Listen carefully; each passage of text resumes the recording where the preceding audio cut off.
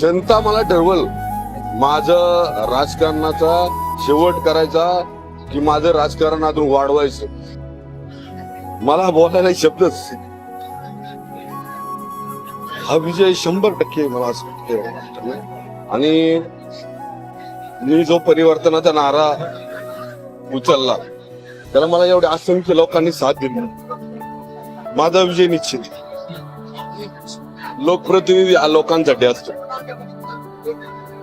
आणि ज्यावेळेस एवढा लोकसमुदाय माझ्या बरोबर आहे तर मी कुठल्या पदाचा विचार करणार नाही आणि केलाही नाही. ज्या लोकांमुळे पदं मिळतात त्या लोकांसाठी पदं सोडायची सुद्धा माझी तयारी आहे.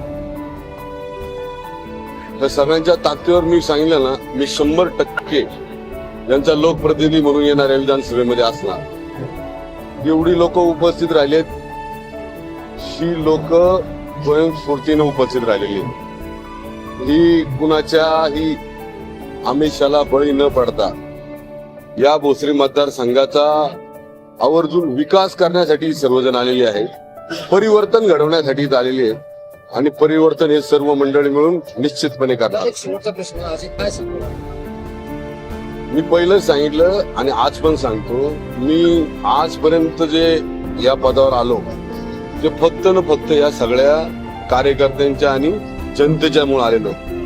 जनता मला ठरवल माझं राजकारणाचा शेवट करायचा की माझं राजकारण अजून वाढवायचं.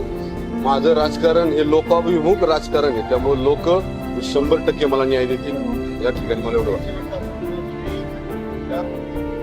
आजपर्यंत या भोसरी गावाने ना